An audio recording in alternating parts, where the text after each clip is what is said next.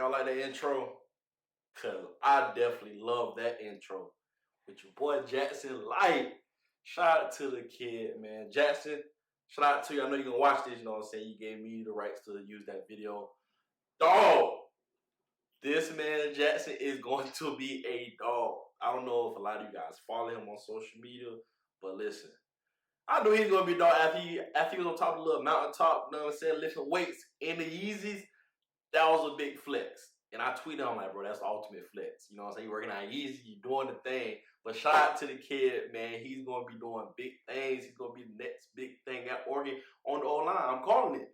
Like I said, this is just my opinion, like I always say in every video. But I do have my favorites. And right now, when Jackson gets to Oregon, he's going to kill it. And if you guys don't know the backstory, you know what I'm saying? From what I know and from what I heard, and Jackson, correct me if I'm wrong, but your family been season ticket holders of Utah for what, 13, 16 years? But it don't matter because that boy's a dog. Shout out to your boy Jackson, like he's going to kill it. I did see a few little haters, you know what I'm saying, in his mentions. I don't know if they played with Jadarius Perkins at the JUCO or whatever, but it was like, oh, he's not playing against no competition or nothing like that. But listen, I'm here to tell you guys, I did have a brother that played at Utah State, and football is good at Utah. High school football is good at Utah. So y'all need to stop sleeping on Utah. You know what I'm saying? Like, your boy Seal was from Utah, so come on, y'all need to stop sleeping on it. And for the guys who's in the mention hating, hey man, I know y'all JUCO, y'all do y'all thing, but don't hate on the kid, man. The man's gonna be nice. But yeah, that's the intro, man. We're finna go ahead and jump into it. I'm not gonna keep y'all for that long. I'm gonna try to get through it, speed through it, and not try to drop a 30-minute video like I say I would not drop. I end up dropping. So we're gonna go ahead and get into it. Okay, we here. The NCAA has officially announced that the dead period has been extended to August 31st. And what that means is it's dead right now. You know what I'm saying? And it's a kind of, well, it is the quiet period, which means kids can't visit schools. They can't talk to culture right now from my understanding. And it sucks. You know what I'm saying? With everything going on in the world, it truly sucks for this class to go through what they're going through, just because this haven't happened in maybe never. And hopefully things work out. We will probably see like 2-3 years from now, like the transfer portal shaking up just because kids are committed to school. They didn't get to visit and stuff like that. Just like in my last video when I talked about Brandon, a lot of kids are going to go to school to market themselves and do it on a business decision as well too. So it is what it is. We'll see how that's gonna go. But if it's up to me, I'll get all the kids come to Oregon. You know what I'm saying? So that is that. Next up, in my last video, we done had a few signees sign with us, and we're gonna be talking about Javian Davies for Matter Day. You know what I'm saying? Matter Day starting to become a pipeline for the Ducks, and I'm not mad at all. We didn't get Bryson Young, but it's okay. It's okay. We didn't get Bryson Young, but we got Robbie Ashford and others. Also, Jadarius Perkins, cornerback. He was number 2 cornerback coming out of JUCO as well. And what that means for those two guys, me personally, is in my honest opinion, we're deep at the DB position. We're deep. And what I mean by that, we know Lenore and your boy Graham would be gone by the time they get in and roll and get in. But we still would have Wright, Manning, Hill, James, guys like that. So they'll be a little bit more experienced than those guys. So with those two guys, I don't think they'll come in and make a immediate impact. But it's just they will have to stay patient and, you know what I'm saying, wait their turn in the sense of a lot of kids nowadays want to come in and start as true freshmen. They'll be respecting the guys in front of them. And like I said, best man gonna win. So if they was to beat out any of those guys, hey, I'm all for it. But how I say it right now, those two guys alone, I don't know. You know what I'm saying? I ain't trying to, you know what I'm saying, talk down those guys. But the guys that we have now, I don't see them beating out just because Dante Manning, I think he's going to make a big splash this year. And your boy Wright is just on to the next topic. Let's go. That boy Keenan Low, y'all remember how he started the school shooter and, you know what I'm saying, he did what he did, became a hero. But your boy is now leaving his high school that he's at. And he's going to join Chip Kelly at UCLA. They didn't say what position he would be coaching, but I kind of, let's just take a wild guess what you think he's going to coach. Receivers. I think he's going to coach receivers. And how that's going to work, I don't know. UCLA is Basuda right now. I don't like getting on here bashing teams. But ain't nobody trying to play for UCLA. Ain't nobody trying to play for USC. Well, kids are trying to play for USC since they had them 5 recruiting class. But Oregon is going to tap that. You know what? Yeah. But shout out to him, you know what I'm saying? He's a duck. Once a duck, always a duck. So shout out to that super dope going from high school level to D1 because I would love that too as well. Also some good news for the Ducks as well. On to the next topic. I read an article. I forgot what article it was because I be all over the place just research my Ducks and bring y'all the best content I can in my way and my words. But your boy Morehead said he came to Oregon for one reason and one reason only. He's trying to elevate that offense. No shade to Raro.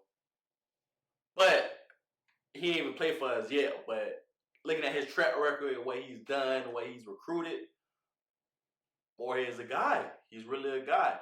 And also, he said he want to win the championship. Everybody knows that Oregon has always been this close to win the championship. Yeah, I ain't gonna talk about the Michael Dyer. That's why I paused for a second. We ain't gonna talk about that. We're not gonna talk about Ohio State because we got our ass whooped. But yes, he said he do want to come to Oregon for that reason only. Do I see him staying for a long period of time? No. I feel like, and this is my theory, we're gonna talk about this later, but I'm gonna give y'all a sneak peek of this. I say 2-3 years max.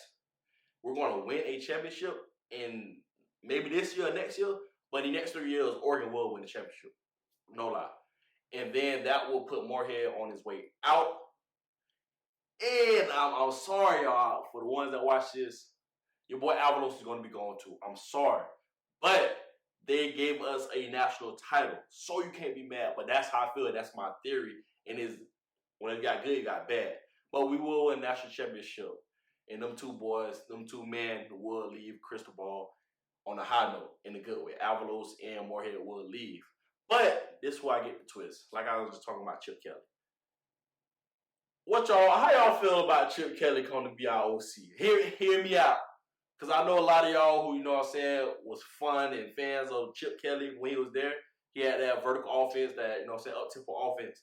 But, you know what I'm saying, UCLA kind of shaky and we don't know how much longer he's going to be there. But like I said, 2-3 years we're going to win the championship. And Chip Kelly might be 2-3 years out the door soon. So how do y'all feel if just say Avalos was stay at DC, Morehead was leave, become a head coach again? How do y'all feel about Chip Kelly coming to be that OC again? Y'all leave a comment and let me know, because me personally, I wouldn't mind at all. Hey, he ain't gonna be the head coach, but as OC, come on, how y'all feel about that? Come on. Well, let's go ahead and jump to the next topic, though. If you was paying attention when I was talking about Morehead and how he say he loves tight ends, I did a little research on you guy. He really do love his tight ends. And not only that, but we just had a big-time tight end signed to us. Terrence Ferguson, shout out to the guy. Not only that, he's number 12 tight end in the country. But also in the 2021 class, we have, hold on, I don't want to butcher his name. I got my notes right here. I ain't going to butcher it this time. I've been working on trying to get my names right. Moliki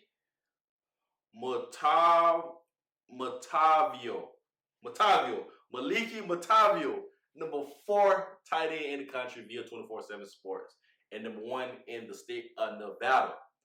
So we got 2 juggernaut tight ends coming to the Ducks. And by that, I would say, with the research I did with Morehead, he loves going to the tight ends. And first, we're going to talk about Mississippi State before we talk about what happened at Penn State. And for the ones who don't know who Morehead is, he actually loved going to his tight ends, and he loved tight ends that can catch, get downfield, all that. Your boy Ferret Green, if nobody did watch Mississippi State like that, they wasn't that good. But Ferret Green, he was the 3rd best lead receiver on the team. He played tight end. And I'm telling you guys this because now that he's installing majority of the offense and tweaking the offense, we should be looking for Cam McCormick and Spencer Webb to lead the thing at tight end. I'm not a fan of Camp Moyer. I'm sorry, but few games I see him drop clutch passes. You know what I'm saying? Well, it's like 3rd and 5. We need this catch. He dropped them. But he's a good blocker. And I was confused sometimes where it's like, why is Camp Moyer in? Why is Spencer Webb not in?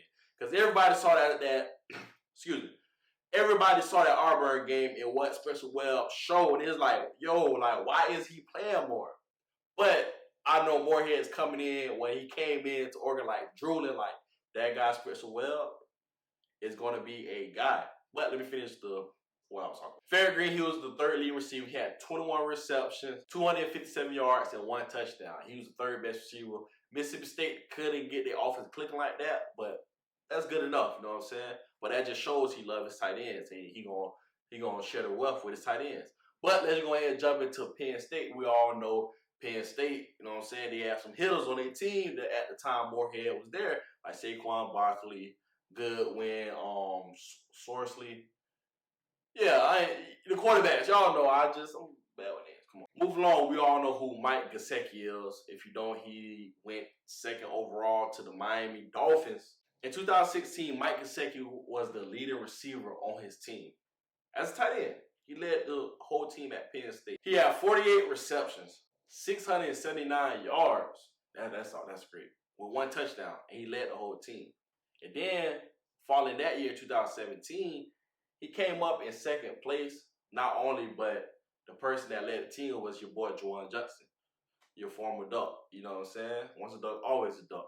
That just comes to show you that he loves his tight end, so we should see the tight. I'm not saying like we just gonna like full on to go to tight end. We have receivers. We for sure have receivers. Williams, Addison, that's gonna be a great battle. You know, you got Johnny Johnson on the outside, and then I've been hearing a lot of chirp about will Pittman take Red's spot. And you know, towards the end of last year, you know what I'm saying, Red was, you know what I'm saying, getting in trouble, not seeing playing time. Pittman went down, but me personally, Pittman is good, but I feel like Red's going to finish out on a high note. They're both going to play. It's going to be those 4 receivers that's going to be rotating, like I said in my last video. But let's stay on topic with the tight ends. With Ferguson and Maliki coming in 2021, the tight end room pretty much going to be looking the same in the sense of Kent Moore will be gone, Cam McCormick. They say he's tight end 1. Me personally, I'm big on Spencer Webb being tight end 1, but when we run two back sets, you're going to be saying Webb and Cam McCormick. If Cam McCormick can stay healthy, I believe he will be the tight end 1. I'm sorry, did I say QB1 before that? I'm not sure. But yes, I feel that he will be tight end 1. And he just got to stay healthy. But with Ferguson and Maliki coming in, you just got Patrick Herbert there. I'm not too big on Patrick Herbert. We know who his brother is, what his brother did. But me personally, I'm sorry to say this, but I'm not too big on him. Just like Marcus Mariota, little brother, was at tight end. He really didn't get to play like that. But it's great to have him, you know what I'm saying? But I'm not here to shade anybody. Hey, y'all boys go ball. But I see that Maliki will probably make an impact before Ferguson. And the tight end room is it's still young. It's still be good. Cam McCormick did get 2 years. Will he stay for that? I'm not sure. He did graduate. But it's going to be dope to see all those guys. Like I said, we got a young team, but it just seems like the rich just has been getting richer with the players that we've been getting and the players we already have. They're young. So it's like my big thing with this class coming in, 2020 class, everybody need to be patient and believe in Crystal Ball because he's really brewing something special. But I'm going to go ahead and break this video down. I'm going to see y'all next week. I hope y'all have a good weekend. Shout out to my guy Sports 503, my boy Rain. I got an interview with him in a little bit. And yeah, y'all stay tuned. I'm out.